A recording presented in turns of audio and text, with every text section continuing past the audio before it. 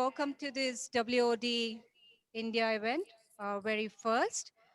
It's lovely to see so many people join in virtually, and I hope that we could soon have an in-person event where I could see if people are smiling or frowning at me, waiting for that day. So now, before we start the event, I just want to remind you all of a few housekeeping rules. Most of you know how Zoom works, but if we can turn off the videos, because that helps with the bandwidth, I'm told. Um, and also, if you're not already on mute, please do so, because we don't want to hear your dogs barking or the babies crying. That's the last thing we want. And now, many of you know me and know about my initiative with WOD. But for people who don't, I'm Harsha Kotak. I'm the founder of WOD Women in Office Design, and I'm a practicing designer based out of London, UK. Um, I'll introduce you all to WOD briefly, but before that, I would like to say my thank yous to everyone because I usually forget doing that. So firstly, thank you to our host for the evening, Steelcase. The team here has been brilliant. Um, Praveen, Sanya, Dinesh, thank you for hosting us in your beautiful space. And then thank you to our speakers here in the room and our speakers who are joining us remotely from Mumbai, Delhi, Hyderabad, San Diego. So a special thank you to Smita for making that effort and for your enthusiasm. We need more women leaders like you, Smita, to join us. So thank you. I just hope you have like 10 cups of coffees ready to get you through this night. um, and then the next thank you goes to our media partners at Stir World, who are going to support all our initiatives in India. And so welcome on board, Stir World team. And lastly, thank you to my partner in crime, Payal, who has supported me, encouraged me to do this event in and fit it all in 15 days time. So thank you, Payal. And Payal is going to play a big role in running WOD in India. So great times to look ahead to. Now, as many of you know about WOD, you've heard about it on social media. We've been around for 3 years now. So I'll do a brief introduction about WOD, where we are heading, and what the membership means. So WOD was started in 2018 by myself in UK, and it was born out of my personal agenda. I just wanted to bring my women friends from the industry together and build a strong network. I've been in the industry for about 20 plus years and I've worked in different countries. So I just wanted to bring all those people, incredible people that I've met along the journey onto one platform. There was also another agenda, which was at some point in 2018, I realized that as a designer, I was getting very cubed in. And what that means is I would go out and meet our clients, but that's it. I was not networking. I wasn't meeting other brilliant designers like you guys. Wasn't growing as a designer. And that's when I realized that I needed to do something. Um, Also, I would see a lot of my male counterparts in the office going out and networking, doing their Sunday goals or beer after work, which just isn't me. Um, and my reasoning was, oh, I have a family to look after. But hey, who was I kidding, right? We all are in it for our profession and we need to keep growing. So while Paul and Mark knew everyone in the industry, no one knew me, even though I was putting in the equal amount of efforts. And Paul, if you're listening in, this is for you. I admit I felt completely left out. That's when I decided I needed to do something. I needed to pick up the ball and make it run and roll for myself. Also, if you guys know that companies like Steelcase, Herman Miller, HOK, they all do a lot of research in our industry. And when they share their findings, it doesn't always reach all the designers. And that was another thing that I wanted to pick up on. I wanted to learn, to get that knowledge from people who are doing so much research, and also let others access that same knowledge. So it's a mixed bag of things that I wanted to bring on. So this journey, which started as a personal agenda, somehow turned out to be something that many women like me were looking for. Um, and I guess that's how so many women joined in. They saw what I saw.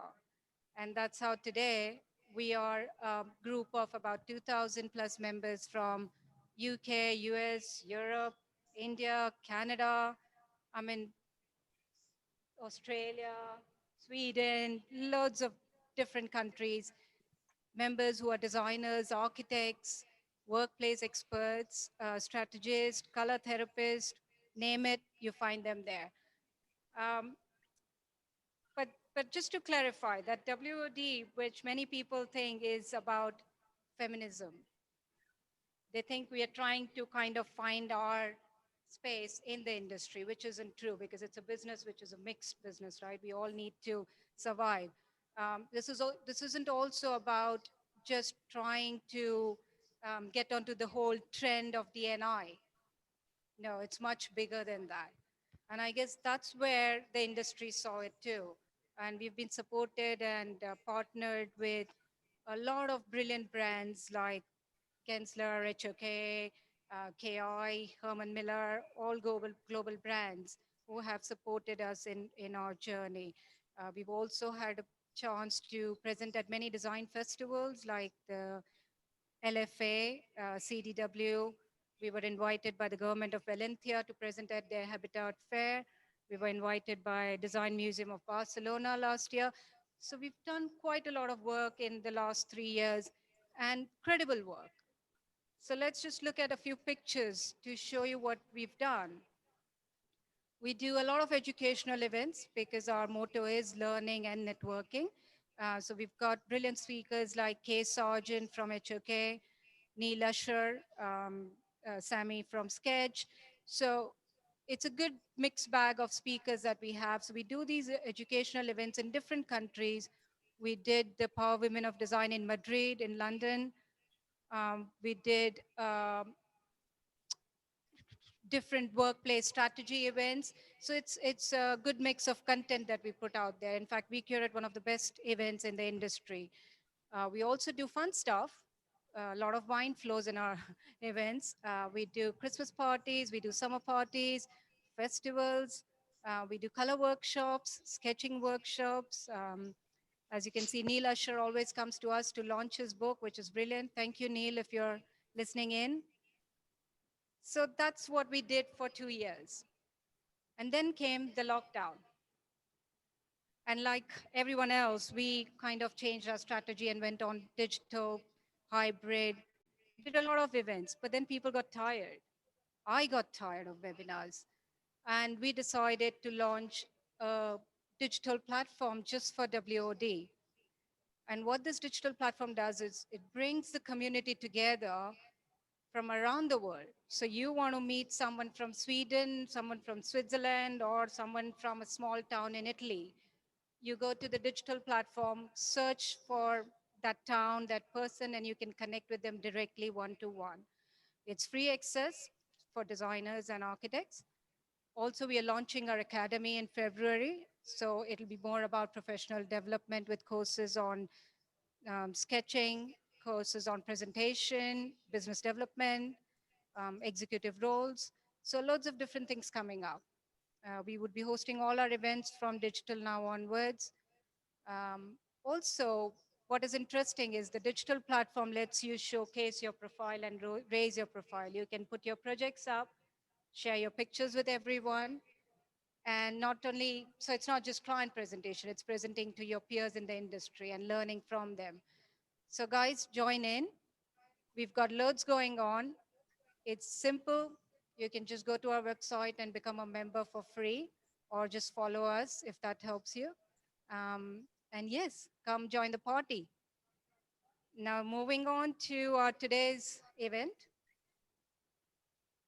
So I came here about 15 days ago on a personal agenda and then started speaking to Payal, and I just don't know if I was drunk or Didn't have enough coffee, but I got pulled into this.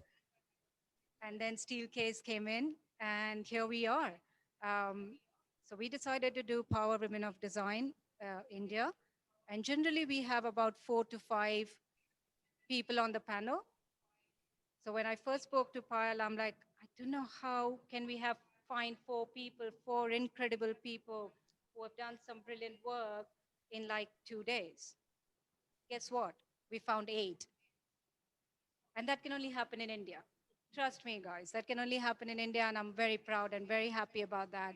I got response from all the 8 speakers within 2 hours. So yes, we went a bit overboard. So the problem being that we would be limited by time. We would try and do our best to answer our questions. And this would be a bit more interview style rather than conversational like we always have. Um, but it's okay. It's a good start. And what's come out of this is that this is now going to be a series in India because there are a lot more women who want to get on board. So we are going to run it as Power Women of Design India series with 3 or 4 more in different cities of India. So keep an eye out on that, guys, and many more events. I am going to now hand over to speakers to introduce yourselves. Maybe take half a minute, 10 minutes, up to you guys. Do you want to start, Payal? I'm sorry. Thank you so much, Harsha. Hello, everyone, and welcome to the session. I'm Payal Sandhu from Alabama Design Consultants.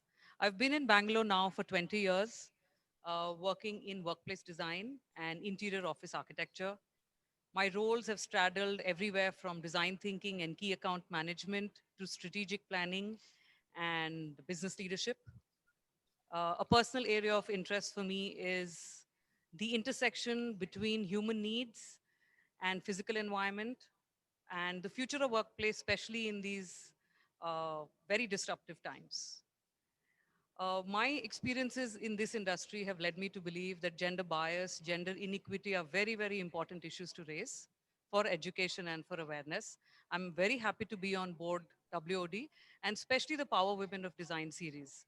And I intend to create a platform for dialogue, encouraging inspiration, awareness amongst youngsters. Thank you. I'm going to pass the mic around and then we'll go to our online speakers. Hi, I'm Asha. I work for DWP Interix. I've been around in the same company for the last 22 years or so, an architect by profession. So I was born and brought up in Bangalore, so a bit of all that culture of Bangalore and the friendliness and the adaptation is very strong. And within DWP, I head the design cell, and I pretty much do everything else as well. Pick up the phone, clean the office, because I think that's what allows us to adapt, move on, Yeah. and encourage people as well to grow up as leaders.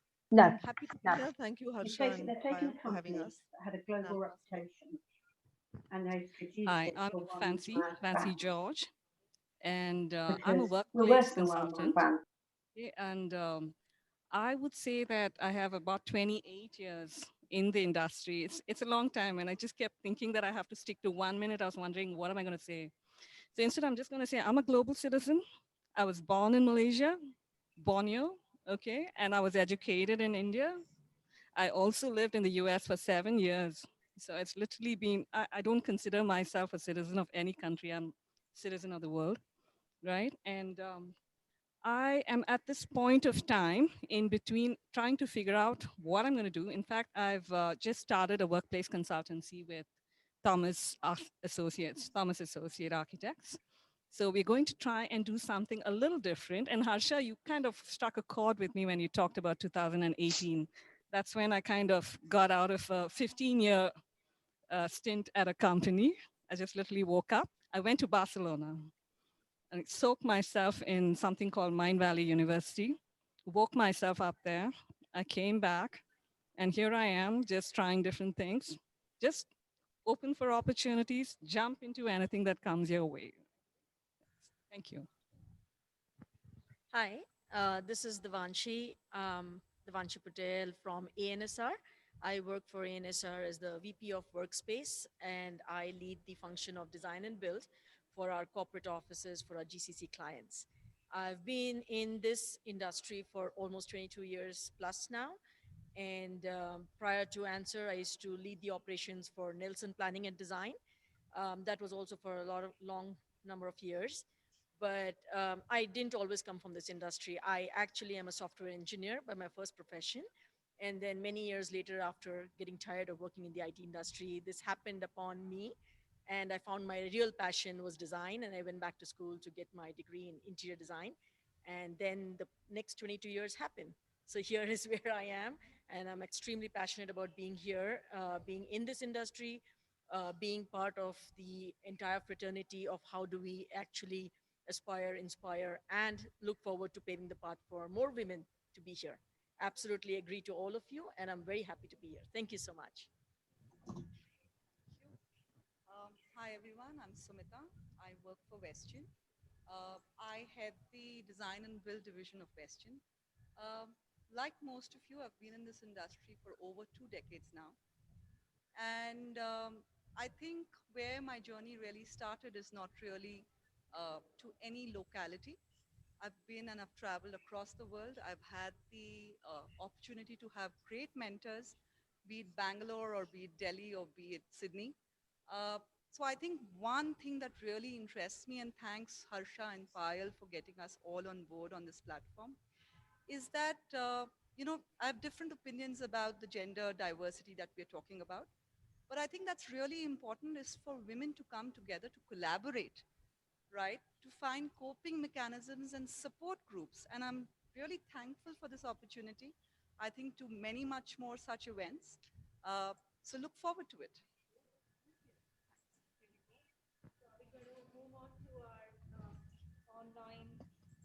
Sorry, we're going to move on to our online uh, panelists. So, Smita, do you want to start first?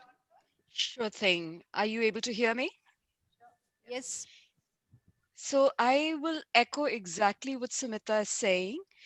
Thank you for bringing us all together. I have met all these wonderful women individually, but never as a group.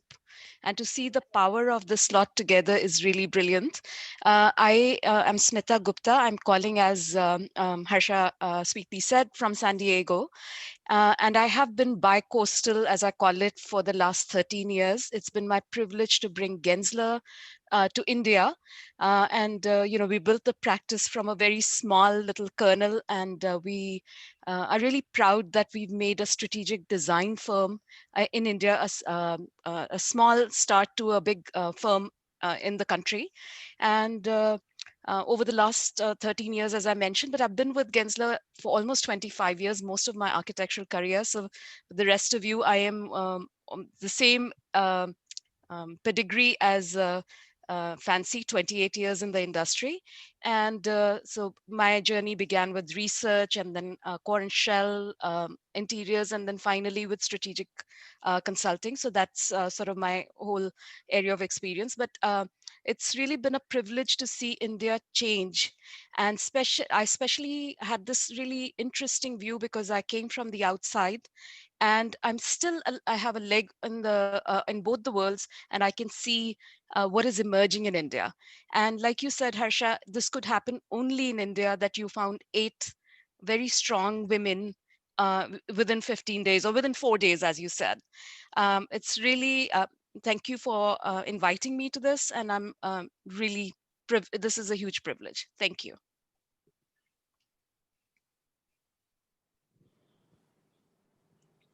Can you hear us, Palvi? I think you're muted. Yes, I can, Harsha. Can you guys hear me? Yes. So, hi everyone. It's so good to be here, and I have to just take a step back and say this is my second event with WOD, and ever since pandemic hit, Harsha had reached out 6 months ago. She was hosting a global panel discussion on future of workplace, which we did sometime in June, I think July. So I'm so happy to be with all of you, and I think some of you I have met in person, some of you I have not met in the past, but I'm so excited to be, a part of this panel discussion, and topic that we will be talking about, something, is I'm very passionate about. So my name is Pallavi. I am part of Adrian's Global. It's a workplace design and build firm, and we are focusing a lot on Asia Pacific. And I have published a book on built environment 5 years ago. So I actually was studying a lot on what's happening in built environment and from the human perspective. So I actually published a book in 2015. And then I have been part of CoreNet Global as a board member for past 3 years. And I'm also actually a global committee member for Crew Network. So that's in a nutshell, what I'm doing currently. And I think like many of you, I have also worked in US for a while and been in India for now close to 10 years. So. How about Mega? Mega, can you hear us? Yeah, loud and clear. Hope you can hear me too. Yes, we can. Super. Hi, everyone. Wow, it's pretty hard to follow all these sensational introductions. I'm Megha Avasthi, and I work at Steelcase, where I help lead the A&D design alliances across the Asia Pacific. As you know, and Harsha, you mentioned about Steelcase also being one of those research-driven organizations. So what me and the team, the A&D team does is to support the design process with all those pertinent insights and research through design ideation workshops and essentially complementing an A&D firm's effort in making a case for space. So before Steelcase, I've been a product designer, designing lifestyle accessories, doing haute couture, jewelry, and the like. So I literally love everything design. So on behalf of Steelcase, we are absolutely honored to partner with the Power Women of Design. And personally, I'm very happy. I'm completely stoked to be in such exalted company and talking about such a pertinent topic. So thanks for having me here. Thank you, Mega, and thank you everyone else. I'm gonna, oh, it's Sabina there, sorry. Sabina, can you hear us? Yeah, can you hear me? Yes, we can. Go ahead. Thank you. Such amazing introductions. So very quickly, I'm also been in the workplace industry for over 2 decades, and I really admire all those married women out there. I've been single, and I think I've just somehow managed. I don't know how I would have managed with a family in this industry. I really admire all of you. And really, frankly speaking, I never thought about gender bias, strangely, till 2 years back. I was so much on the trail of just getting things done, and I never thought about the topic. And now to think about it, actually, there's some really interesting insights that I hope to share. Thank you. Great. Thank you, Sabina, and thank you, everyone. I'm going to pass the mic over to Payal so that we can get the questions rolling. Yeah, over to you, Payal. I'm going to give the first question to Asha, and we'll have the same question followed up by Sumita as well. Asha, in a creative industry like ours, we have many examples of all women studios and a greater number of women at entry and mid level positions. Why then do you think there is such a low representation of women in higher positions, where only 25% of leaders in A&D firms are females? How do we explain these disparities? To me, it looks like that we have a lot of diversity. So we have good representation of gender all across all the design firms, in fact, our entire industry. But we don't have real inclusivity. Yeah, actually, I think in our situation, I would beg to differ, Payal, especially with DWP, if I were to speak. Ever since I've joined, maybe 98, I've always been encouraged to move ahead. It's never been, there's been no inhibition. There's nothing that's a limit, right? Very thankful to Philip and Ashok, the kind of human beings that they are. They've always empowered not just women, but the entire employee fraternity. Now, when you pick up from then, when you build your own team, right? You're a small company. When you start, the 90s always saw industry, the offices were much smaller in population. Then you build a team yourself, right? Now, how do you build that team? Which means you've got to empower your colleagues as well.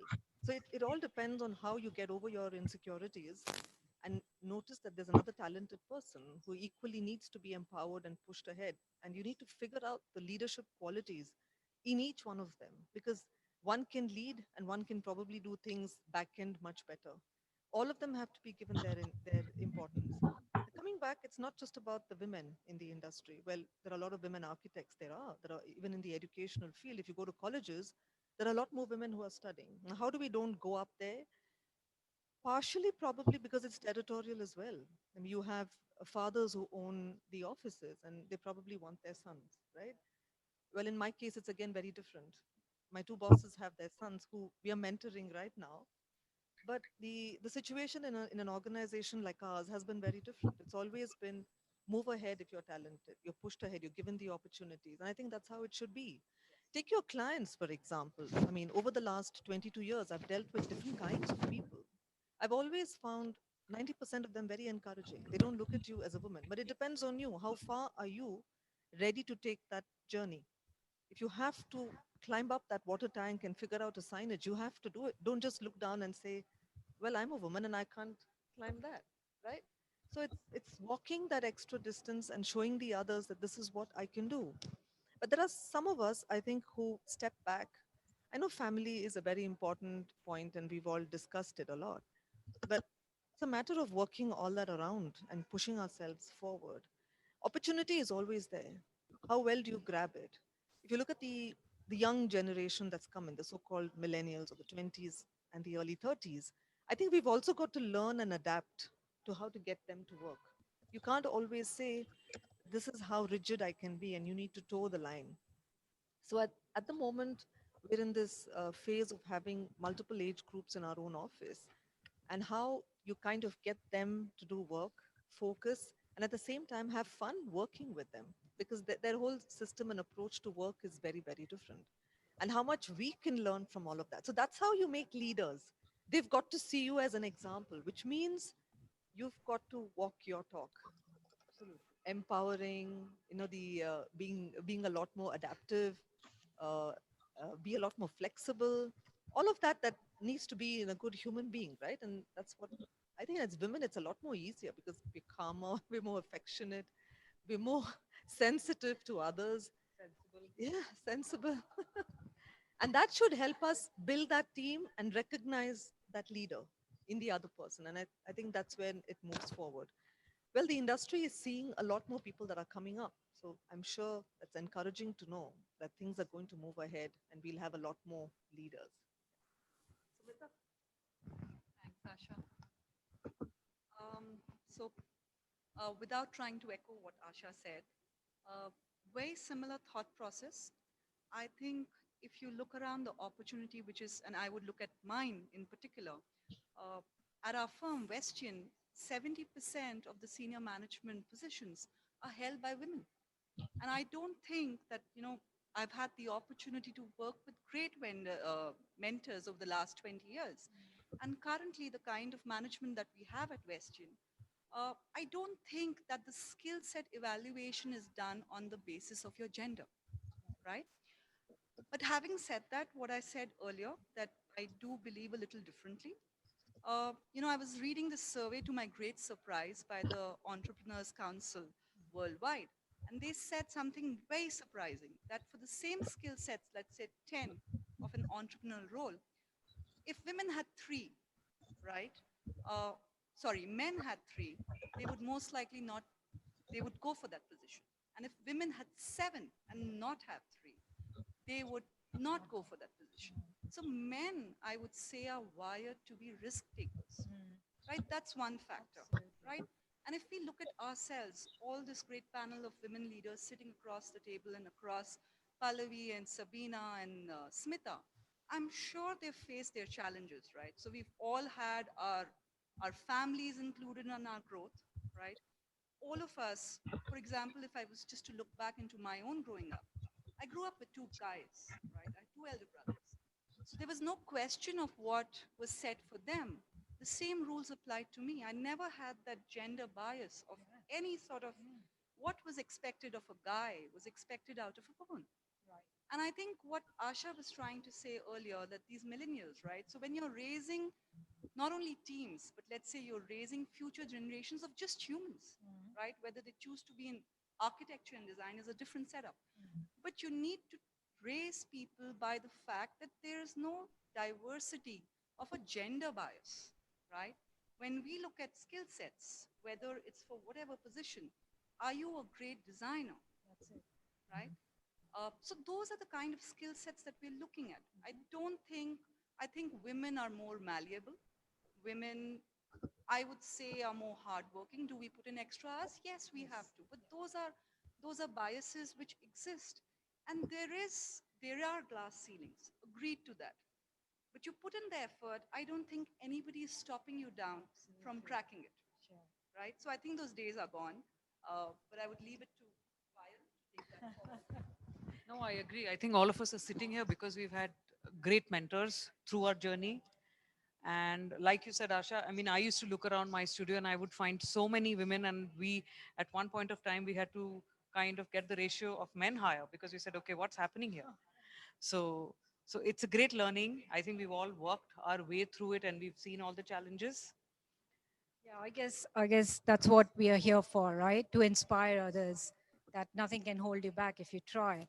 But saying that, the reality is that not all companies like Westian have 75% women in their board, right? Now, fancy, like I've been in the industry for so long. I think even I would say just before the pandemic, I was in Frankfurt attending a meeting. There were about 20 men in the conference room and me alone. And I do feel a bit like Mickey Mouse, even though I'm not. I mean, okay, size wise I am, but I can hold my place. But there's something about being the only woman, right? And so here's a question for you. Women are often held to higher performance standards than men are more likely to face sharper criticism and harsher judgment. So, as a senior level woman, um, do you think overall to be the only women in the room at work, do you feel more pressure? Have you experienced that before?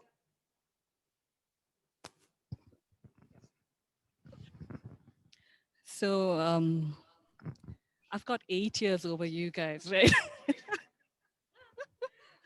The first 20 is awesome. Okay. And then and then you come to the next 8 and you'll be like, what the hell?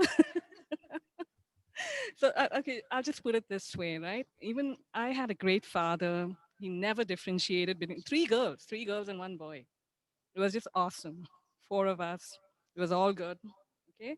I was a very extremely independent person. I used to travel alone between Malaysia and India, up and down, unaccompanied, design sense from all those airports, beautiful people, right? And then I just go for what I want. And my whole life, that's all I've been doing, right? Walking into a company like RSP, great mentor. I mean, I just have to really, talk very highly about our Asha. Yeah, she and I, we keep talking a lot about him. Awesome. But what happens is like you come to some point where suddenly you're like, you're not able to move. So that I think that typically happens. So it's up to you to either sit there and kind of continue with it and deal with it, or you open your mind, okay, embrace change, and do what works for you. What is working for me right now, right? So just move. I mean, just keep your mind open to opportunities. Do what you have to do. You take that choice. It's your choice. Live your life the way you think you should be living. So should So I that's cut literally back my on the my audience list and revert to the formats? Yeah, that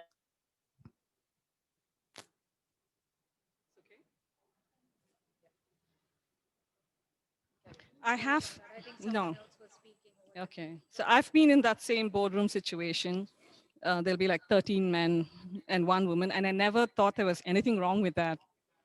Till one day I kind of opened my eyes and heard a conversation like, oh, if you hire that woman, she's going to get married in, 6 months, then baby, and then, they're going to move on. And then for 1 year, it's difficult. Go hire a man. And I'll be like, okay, where did you come from? So, the thing is trying to, I think, have that conversation, make it real, right? Talk to them and keep them very aware of the conversation that they're having in rooms like that. And that's one of the things. The other thing is when you walk into a room, of course, the first 10 minutes, your eyes are on the man walking in, but you've got like 5 minutes to change that. It's in your attitude, you know? Devanshi, do you agree with Did you ever feel as the only woman on the board? Did you ever feel extra pressure or to So I would overperform? say, right. So to that, I would answer with a yes and a no. Okay, so yes, in a room full of men, I have been the only woman. But I would look at it a little bit differently, is that probably in those situations, maybe it wasn't because of my gender. It was just that I was the right person to be doing that job. And I just happened to be the only woman at the table who was empowered to do that. So I would like to say that that probably wasn't the situation where I felt the most pressure. But having said that, I did face a lot of, judgment or criticism from my peers, from my fellow people, and not just men, from women. Okay, and this is something that I would like to note here, is that it's not just the men who give you the pressure, it's the women around you who also do not believe in the fact that the woman can be empowered, and that's what also holds them back. So I would say it's not just the men who are holding us back, it's probably even the gender of the women who do not feel empowered, do not get the platform. And that's what's very important, that we somehow change that mindset. And the more younger generation starts to understand, both men and women, that this is an opportunity, completely neutral of gender, it is going to change. And while I say this, I would also like to say that, in my journey, I've always had very good coaches and mentors like everyone else has, and the platform that I was able to prove my capabilities. And surprisingly enough, those were men. So I was lucky to do that. But having said that, if there was a woman, if I retrospect and go back hindsight, that if there was a woman, even one of them, who would have given me a different insight of what is expected of me or what is out there, just an outlook, maybe I would have traveled a different road, and maybe I would have reached a different goal, a vision. Not that my passion would have changed, but maybe I would have progressed in a different direction, in a different way, or maybe even faster. I don't know that. But here I am today to actually say that I've been lucky. I've had lots of mentors, coaches across geographies, had the good fortune. But having said that, I did struggle like everybody else did. And the struggle was not so much of being the woman in a location, it was more like the confidence, because everybody around kind of always matched me up to my peer and kind of gave me the sense that a man could do the job better. Like, just giving an example, in India, it's very, until a few years ago, it was very rare to see lots of women at the project sites or in a procurement role or something. And these were roles that were given to me because somebody thought I could do it and learn from it. And so while I was trying to progress and learn, I got a lot of backlash and a lot of resistance. Of course, it even increased my confidence because somebody said no and I had to do it and prove it. But then the perseverance and the resilience also builds up. Now, having said that, it's not like as if there are lots of women out there who can do that on their own. And here I am to say that I really want to be that role model for women out there. And I want to be the role model for men also, that there are equal number of women out there that we can support and give the platform, and let's see how we can make a change. And like they say, where there's a woman, there's magic bound to happen. So, let the magic happen. Sure. I think we're all coming down to one point, which is about conditioning. I think in India, we've been conditioned a certain way from the time we were born. I was just telling Harsha over lunch that my parents were very liberal. They pushed me to do everything. Like Fancy was saying, that, no discrimination at all. However, till a few years back, they were like, "You really want to do that?" So, after pushing me out into the world, they were getting a little more conservative. It was strange. I think all parents behave like that. But I do believe India's changed dramatically over the last 2 decades since we've been here. I would echo what Sabina said. That, she said I never thought about gender bias because I was so busy doing my work. I was exactly like that till 2 years back. You would have heard me going up and saying, no, it doesn't exist. But was it because we didn't know it was happening to us? We don't know. Is it because of our society? Do our male and female counterparts, as Devanshi, you said that they are also party, is it some sort of ingrained conditioning? So I'm going to pose this question to Smita and Sabina, then you can follow it up. Smita, especially to start with, you said you're bi-coastal. Your work straddles both the US and the Indian design industry. Do you see any perceived differences in the way these two industries have shaped women's roles? Do you see any ingrained conditioning that I'm talking about, which we see here in India, or at least we know of, which is far better than it was before? I mean, even if we go back one generation, we're doing completely different things than our mothers did. Or are there any unconscious gender biases that exist in both the industries? Sure, let me Smita, take over to you. this. Yeah, I started my career in Chicago. And I remember this really well. I'm on the phone with a contractor, and he says to me, "Honey, put your boss on the line, and or put your boss who's in charge of the project." And I said, "I am the boss." And so you're right. This issue exists. Being the only woman is is a burden, and as well as it's a advantage, because they are. Not thinking that you can do the job, you can actually exceed expectations very quickly and establish yourself. So, yes, I have been in that position many, many times over. And but I think it's how you use it. As you said, it's conditioning, and it is perhaps comes from our upbringing. Pile, just like you, my parents were extremely liberal. They had only two girls, so they had no choice but to push us out in the world. I left for the US at 18, with two bags, and made a life here. So they empowered me every step of the way, and I just never let go of the control that they gave me over my life. So that said, in Chicago, it was a pretty good firm, about 100 people, and I was the only woman architect in the whole firm. Forget about in the room. So from there, I came to Gensler in San Francisco, and I'm like, oh my goodness, so many women in the office. What a delight! Because at the other firm, yes, by the time I left, there were a few more women, but as a woman cohort, there wasn't much. Although it was a great firm, great men mentors who've shaped all of us. At Gensler, I have to say I'm really proud that our CEO, co-CEO for the last 15 years has been a woman, and not only a woman but a black woman. So clearly, your capability really trumps everything else. And just look at what my mentor did. My two mentors did. They chose a woman to come and open the practice in India, which they knew was a really paternalistic society, which it is. But they gave me this privilege, and I was able to take it. Could a man have done it better? Perhaps. Could have he would have done it differently, but I was able to build an empathetic practice, I hope, which encouraged a lot of people. We've grown the group to almost 125 at a point before the pandemic. So we were able to do a few things. That said, in India, um, I did feel that I'd walk in with a male colleague, and everybody would direct all the conversation to the male colleague, even if he was, you know, visibly junior and walking in with me. But you had those 5 minutes to reestablish that in a very gentle way on who was who had the knowledge and who had uh, the control of the situation. It was not difficult to do.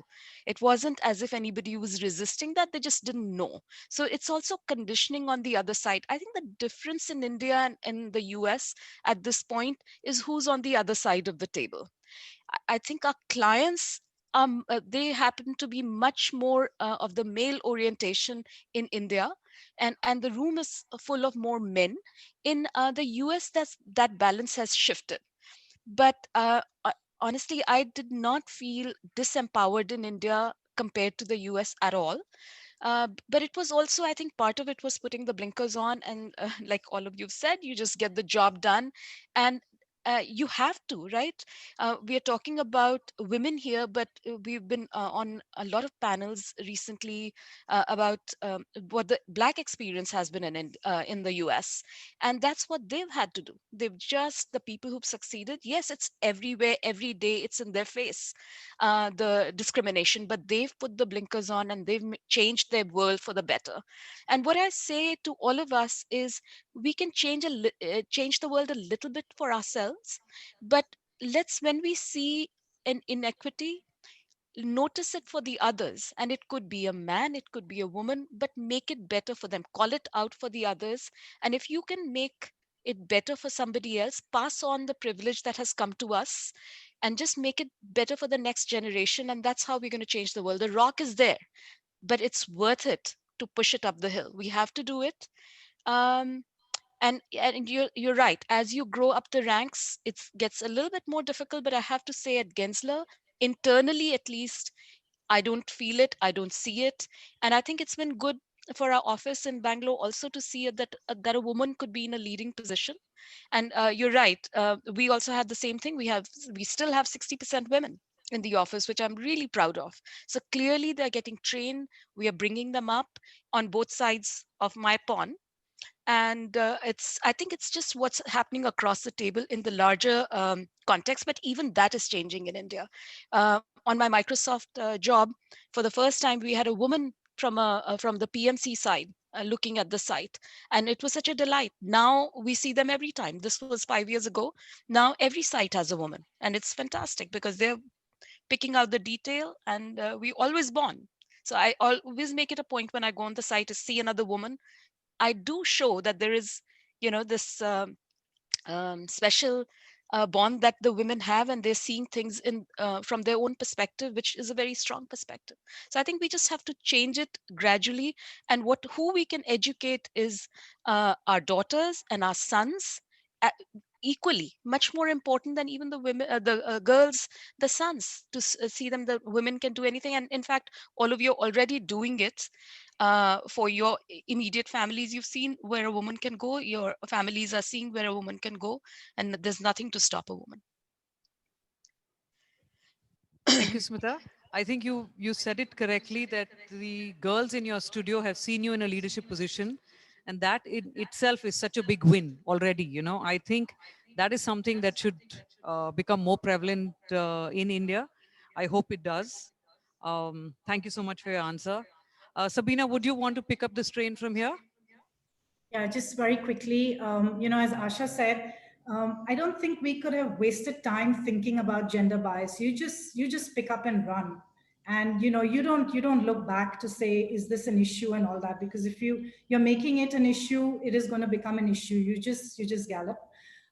Having said that, in the construction industry and with the clients in India, I don't think I ever felt any kind of discrimination. In fact, with the clients and stuff like that, you felt, or maybe you're getting a little more attention than normal.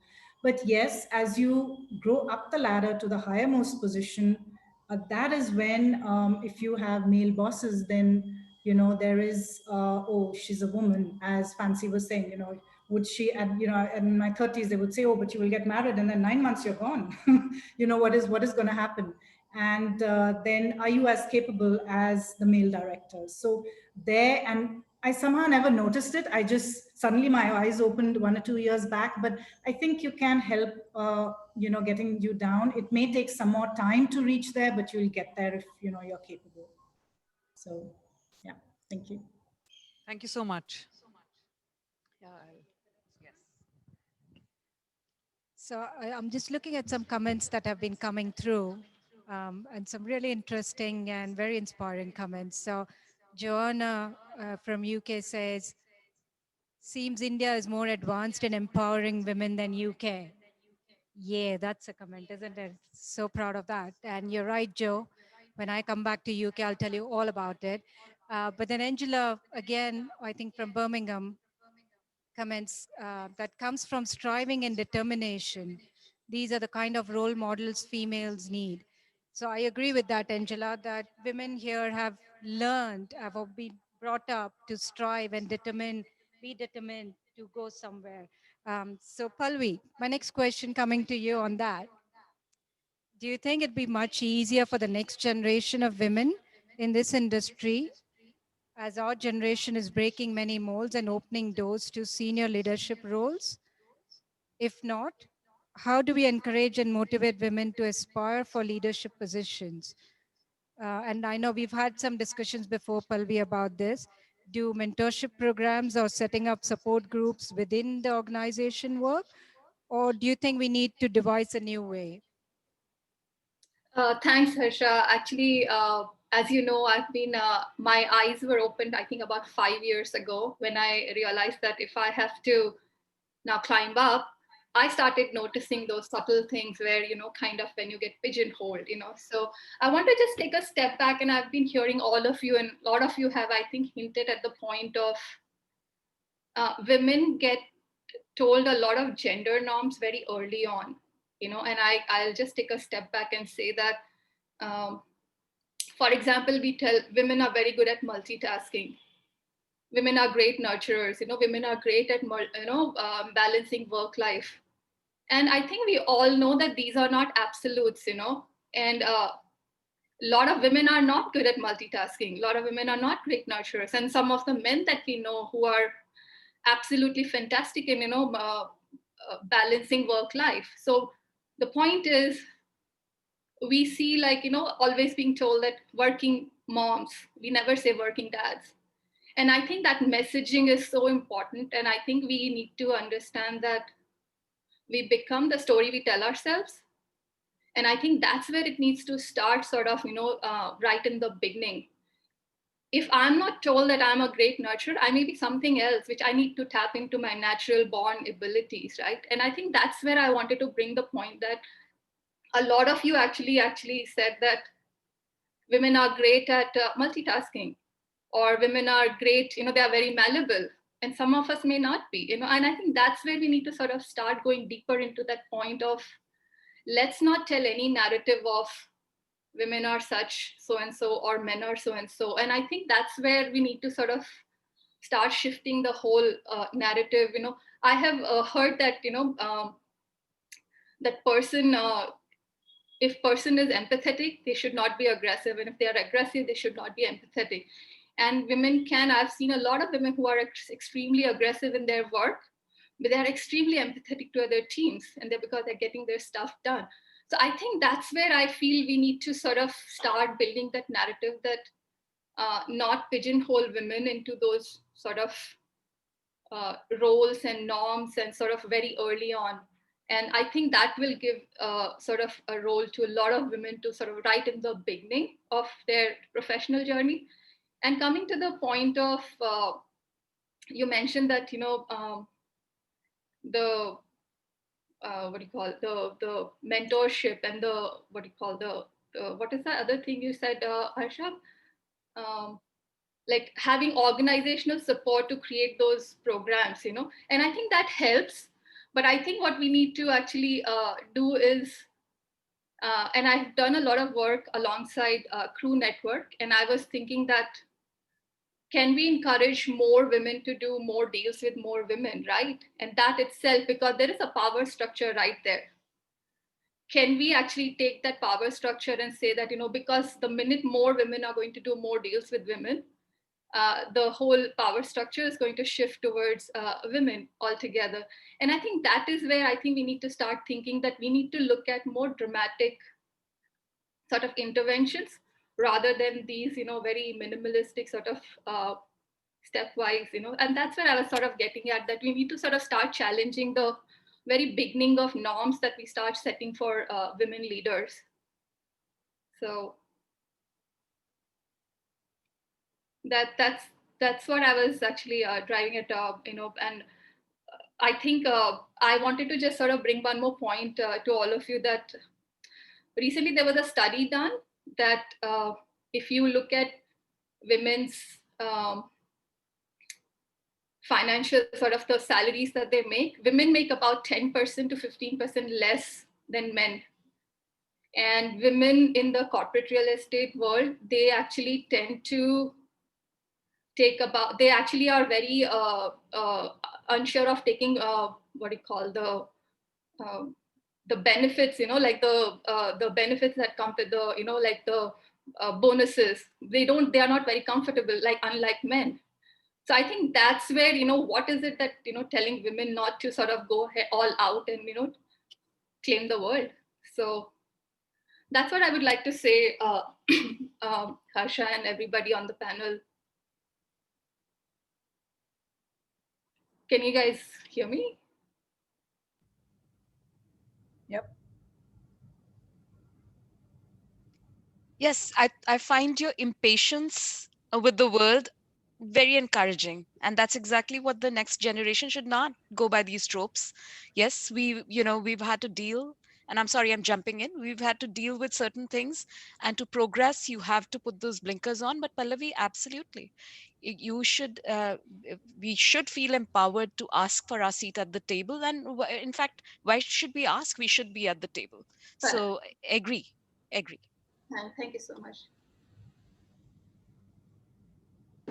Hi, guys. Can you hear us? Yes, yes, we can. I'm sorry, we've had some technical problems here. So we can hear you, but we can't see you. You know, one of the perks of going online. If you just please bear with us for a minute.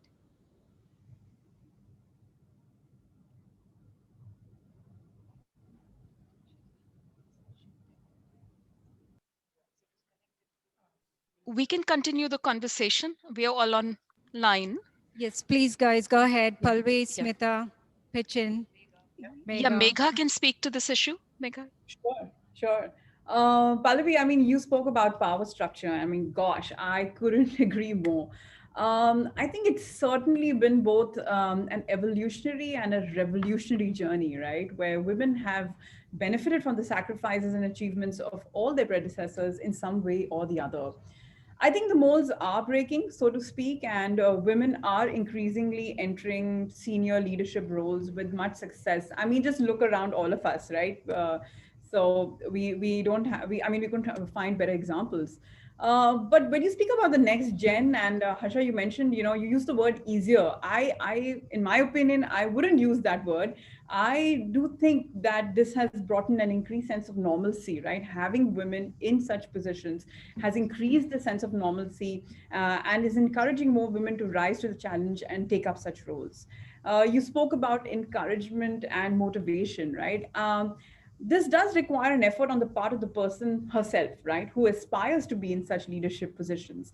So, in my opinion, I think it's about the pursuit of what you want to achieve in your own career as well, rather than waiting for it to just happen magically, I guess, right? I think it's about motivating them to proactively grasp opportunities when they present themselves, but most importantly, to work towards creating such avenues for growth, right? And just seeing when that opportunity strikes, or when you can convert that into an opportunity and make it happen. Like, for instance, if I were to even look at my own career progression, I've really molded myself and changed with the times, of course, knowing that my passion and my north star was, say, design always. So I think that's very important. And Sabina, I love that word you used, galloping on, right?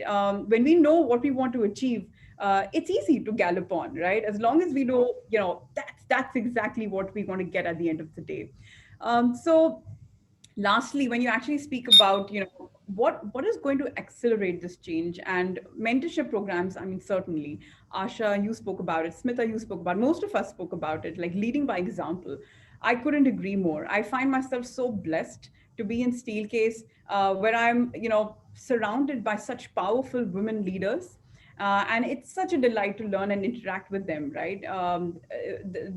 The way they think, you're always intellectually stimulated, and you're looking at it. I don't think that there's nothing that can teach you how to be a better leader than by looking at someone who is a good leader.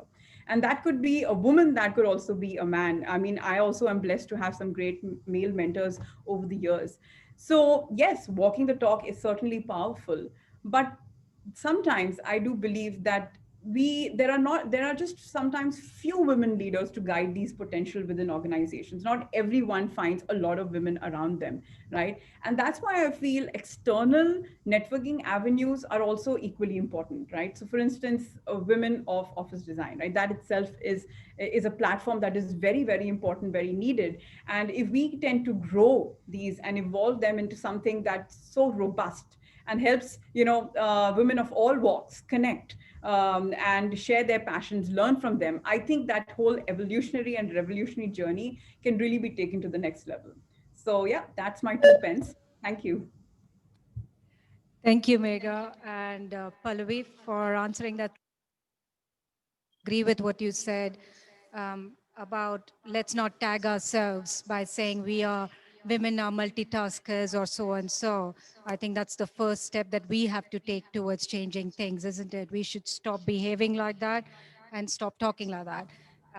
And also thank you, Megha, for suggesting WOD as a platform to obviously help women foster and grow in the industry. We've got some more time left, guys. So I'm going to throw one more question out there.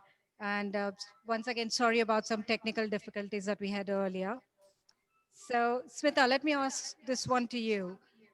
Now, many young women in our industry have had to make tough choices between personal and professional commitments to climb up the ladder. Have you found the key to a sustainable work life balance?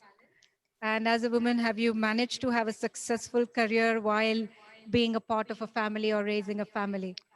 I know it's a very typical question. Sorry, No, no, no. Smita, It's a I have very to easy ask. question for it's a very easy question for me, So that's Harsha, great. because I haven't faced the situation. I have to say that I had a very, very supportive spouse, and I that just made it so much easier. I did not have to struggle on the home front at all, and I do not have children. So, Sabina, I am with you. I don't know how these incredible women with families and children how they manage it. I have no idea. So I think the others can talk a little bit better about it because they've dealt with Okay. the struggle. I have an incredibly supportive spouse who's never held me back. In fact, he's probably pushed me harder than I would have myself. So I have to give a shout out to him for that. So Well, I think the great. Good others for can you, probably address it Smita. better. No, I'm sure. And I think I've got a similar thing to say about my hubby that, he's been a backbone. I call him the wind beneath my wings. So I Mhm. think many of us have had that. We've been lucky. But any here who want to share any thoughts on, yeah, here we go. So thanks. So very interesting perspective, Smita. Um, but in terms of work-life balance, I kind of feel that the only way I can create this balance and extremely supportive family and extremely supportive work, colleagues as well. But then the only way I see this is that there is no balance, right? There is a give and take, and you sort of tend to do it every day. The other day, somebody had posted on a group the India New Year video, and I completely agreed with the fact that it's about everyday choices, and I couldn't help but relate. I'm a mother to an 8-year-old, and every morning, right, offline and online working, and then school and homeschooling, every day is a choice to make. I think what's important is that to have, and a lot of my team members are women with younger babies. All of us support each other, and we understand each other's timelines and deliverables, and there's no real balance, and we all have our coping mechanisms. So it's really about finding that peer group, be it your family, be it your support, be it your spouse, be it your mentors, who really my senior management understands that these are the 2 or 3 hours that I'm not going to be available.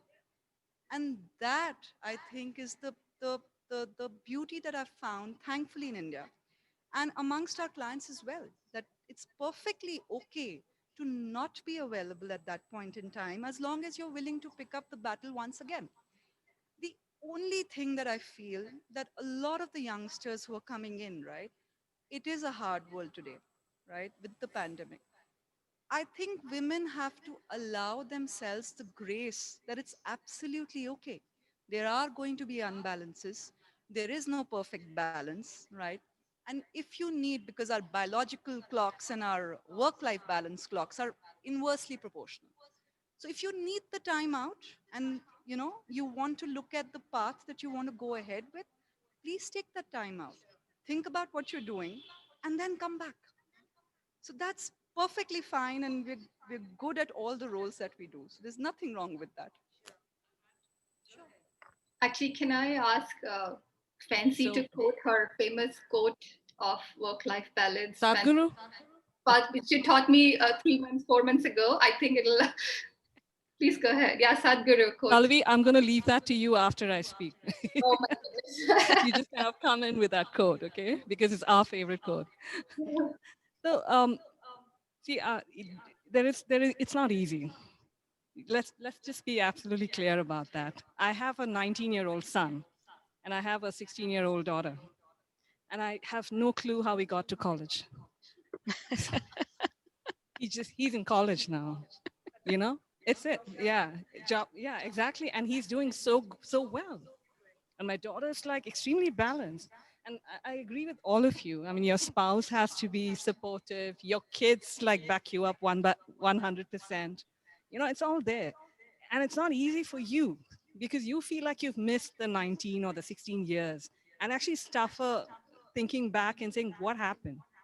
He's in college. I mean, I probably missed so many events that we were supposed to attend. You know, it's just not easy. But like you said, like you have to have that balance within you. And Pallavi, over to you So I for think that quote. a few months ago we were doing a hackathon on health and wellness, and I think Fancy came up with this fantastic quote called "There is no such thing as work-life balance," and it's all life. The balance has to be within you, and I think it sort of struck a chord with all of us. So every time I get a chance of work-life balance, I have to quote this.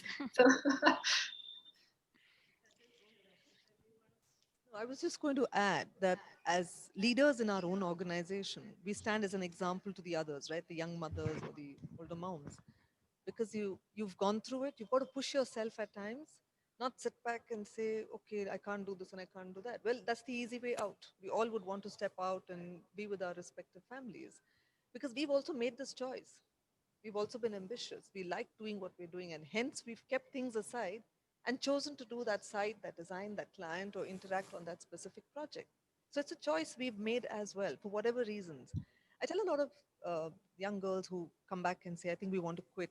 We want to spend 3 years, or it's difficult. Mother in law not taking care of my child, or I don't have any support. I said, you don't sit back. We've not been educated so that you have to just sit back. Even if you have to buy that little lotion or cream, you don't have to put out your hand. You should have your own money, right? And I think that empowers us because whatever said and done, your own freedom, that empowerment finally makes us what we are. And that steps up the confidence in everybody. Yeah, yeah, please. So I just wanted to say, and I agree with everybody, but I also feel that, this is the area that we as women need to identify and help the younger women identify with it.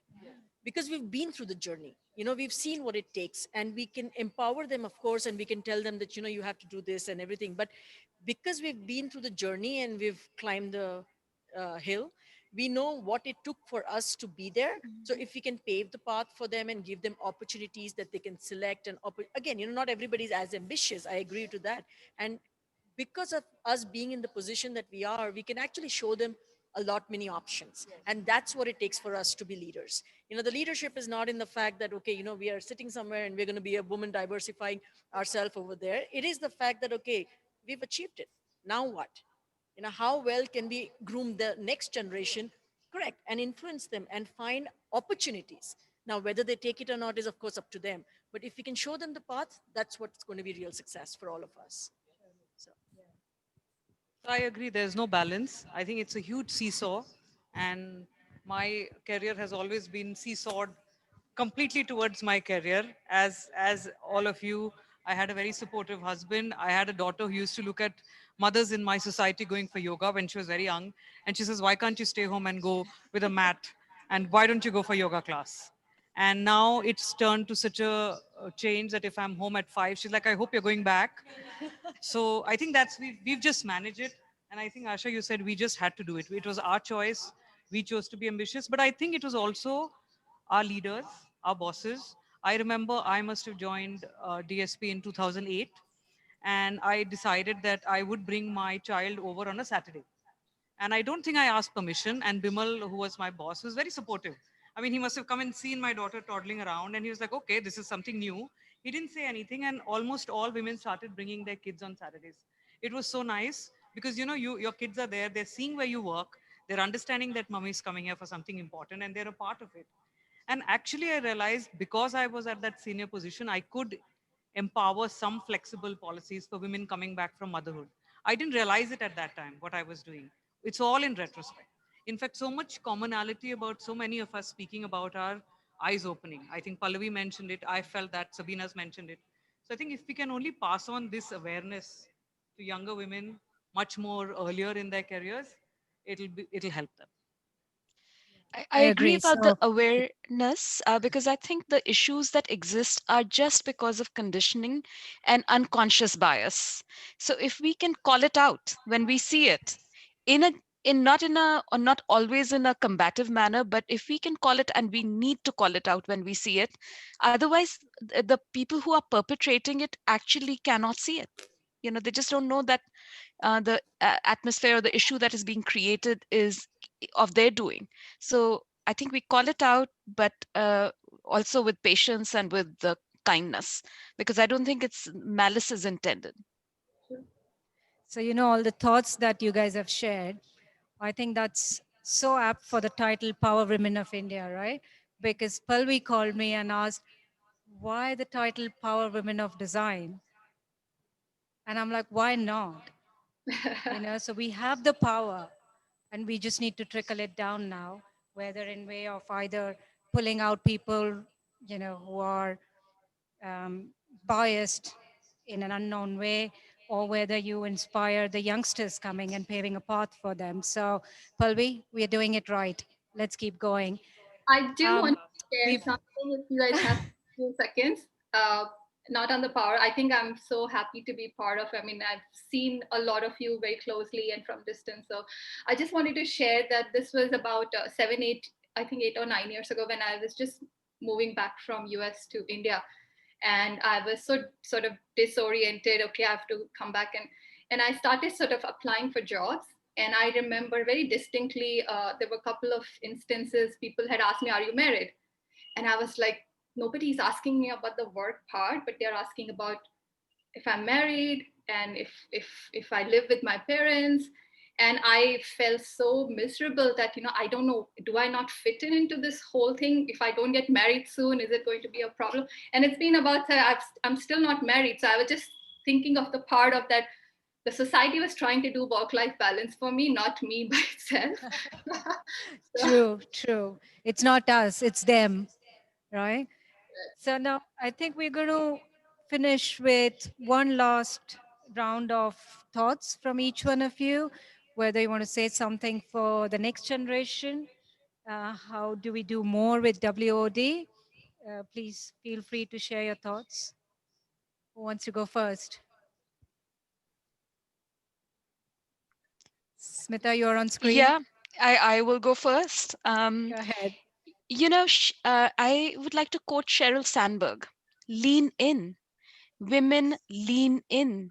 Go for what you want, what your heart desires. I have seen so many women of my generation regretting that they didn't do it, that they put family first over what they wanted to do. Actually, the family suffered. They're not happy for that.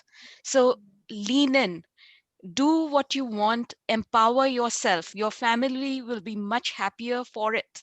So don't this I agree, there is no, the seesaw is right, there is no work life balance. You're always on the edge. Even with my very supportive spouse who doesn't demand anything of me, it is, internally, health, your own health is an issue that you have to balance against this. But honestly, don't hold yourself back. There'll be plenty of external forces that might push. So please give yourself the permission and the action item to go achieve what you want. That's what I'd like to say. You can start with Sumita. So I'm going to say this because I read Rumi a lot, and loosely translated, it means speak your truth and see who stands by you, right? Because if you don't stand for yourself, who is going to, right? Uh, the thing is, and I would agree with Smita on this. I think it's very important that women, whether it's today or it's tomorrow, and not only women, we're raising a generation of men. I think all of them need to realize that it's your own truth that matters to you. Let your life not be filled with regret. Work hard. If you're ambitious, let not tags bog you down, right? There are no narratives for you. There are no tags. You can be the only woman in the room it shouldn't matter to you eventually. I think that is the key that I would like to leave with most of you. So Devanshi. So I would echo what everybody's saying here, but I also want to quote something that one of my mentors told me and keeps repeating to me. You know, the thing is, you have to lead by example. And it's not the what that you're achieving, it's the how you're achieving it. You know, so if you make your journey in a way that you can actually identify and differentiate what you're achieving and prove that, you know, you are capable of doing the job, but the way you've done it is differentiated, you can actually really be validated a seat at the table. You know, and it's no longer the fact that whether you're a man or a woman, but this is why you are doing it, because you're the best one for the job. So I would like to just say to everyone out there, all the youngsters, you know, maybe you have a bad day, maybe you have a bad year, it doesn't matter. It's just the fact that if you do find something that is encouraging and passionate, go for it. And, you know, find somebody. I recommend everybody find a coach or a mentor early on. And, you know, you can have many of them. You don't have to have one, but you need to take advice and act on it. I listen to everybody, whatever they say, good or bad. And it's not that I don't act on the bad part or the good part only, you know. It's just the fact that when you listen and you have a sounding board, you actually are getting the truth. It's not that what you think is what is true. So it's very important for all of us to just recognize everybody out there. And if we see something good, like Smita said, you know, encourage, identify, and be the sounding board if required. So that's what I would say as a leader, we do have to do that. So I'm going to just take off from what you just said about passion, right? So lead with passion, okay? And there's a lot of rules. Most are BS rules. Make your own rules, okay? And then live your life passionately and do what you have to do. I again say that most of us are leaders here. Let's give the right opportunity to the teams we're working with, right? Each one of us probably have had our own experience where it's been inhibited, curtailed, but let's bring them up, right? Let's show them what is possible, get over our insecurities, not just us, even the others. And that can pave the way for another leader. And there are times we spoke so much about the good in somebody and the bad in somebody. Let's look at the good and let's see how we can learn that. Rather than just saying those 9 things which are negative about the person and why he or she can't work. And let's no more speak about, the women group or the men group anymore. I think it's a group in general, talented, known for our work. I take a lot of pride, Devanshi, in my office when people say, "Oh, Devanshi is coming, let me all go." The men folk. It's nice. It's not. I'm not saying that because it's Devanshi, but then yeah, they're geared up, right? They're alert, and I think that's the kind of sense that I would want juniors. And the little ones should also have some amount of discipline in the way they want to go about their activities. Footloose, fancy free. I'm absorbing all that comes along my way. I like photography, I like art, and I like everything else. But find your foothold, take it up, go in a direction, and have a bit of discipline in whatever you do. I think it goes a long way. And that's something that we all carry forward, right? And that's something that you want to pass on as well. It's a success story. It is. Yeah. 100%. We should pass on to Sabina, Pallavi, Megha, either of you. Sabina, do you want to take it or? I'll just, quote a quote by Ayn Rand. She said, the question isn't going to who is going to let me, it's who is going to stop me. And I think, there's great power in just moving on. And um, I think instead of thinking about the biases too much, if you're just moving ahead, I think women are going to have a great place to go ahead. Thank you, Sabina. Pallavi? I think those are extremely wonderful thoughts from all of you. I think I just want to add to what all of you are already saying is I want to tell the generations, dream big. It's okay to fail.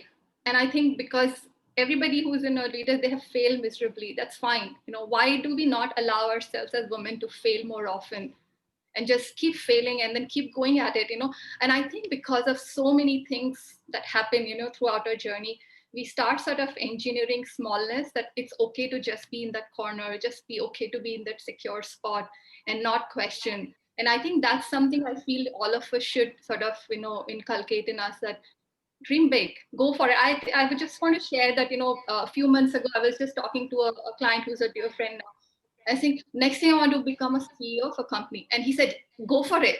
You can do it. And I'm thinking, why not? Why are not women, more and more women saying that I want to go lead a company globally, regionally, whichever way. And I think we all have the same skill set. It's just that we keep telling ourselves that, we need to take a second seat, because we've been told so many times that you're a support set, you're not the leader.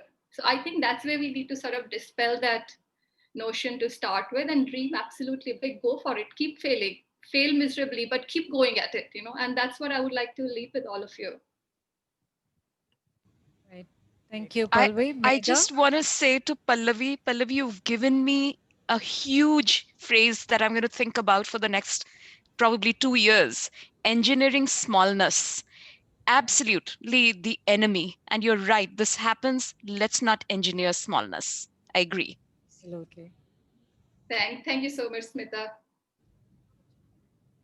Mega, are you there? Yeah, yeah, I'm here. You've read about powerful women. We've even been lucky to meet inspirational women from time to time. But I think for me, this is the first time that I witnessed the power of the collective woman real time over here. I've never been a part of women networking platforms. So for me, this has been an absolute eye opener where I've realized that it's not just me doing life and all that it brings as a woman.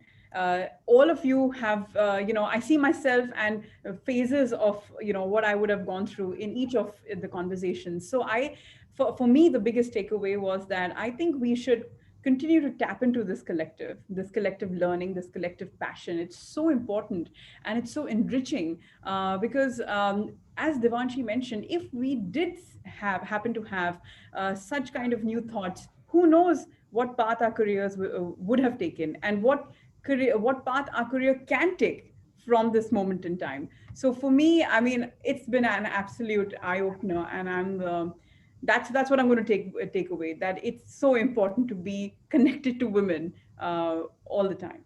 Thank you. Great. Thank you. Yeah, that was brilliant. The word collective, that's what we are trying to do with WOD and collective effort to be inspired and inspire others both. So I'm going to say thank you to all our speakers once again and to our host and to Sanya from Steelcase who has been behind the scene trying to help us all out. So thank you guys. And for all the audience, we are going to continue the conversation. As I said, Power Women of Design is a series that we continue in India over the coming months. And Payal here would be looking into it. So if you have any suggestions or if you want to join in, please send an email to hello@woduk.com or just go out to our website and drop us a message. And we will surely include your suggestions and we will try to do our best to run this in India. So thank you once again, guys. Thank you, Smita, Sabina, Pallavi, Mega, and all the audience that joined in today. Thank you, guys. You Have a guys. lovely evening. Bye bye. Thank you. We're actually 5 minutes early. Are we? Yeah, we All have right. 5 Okay. minutes.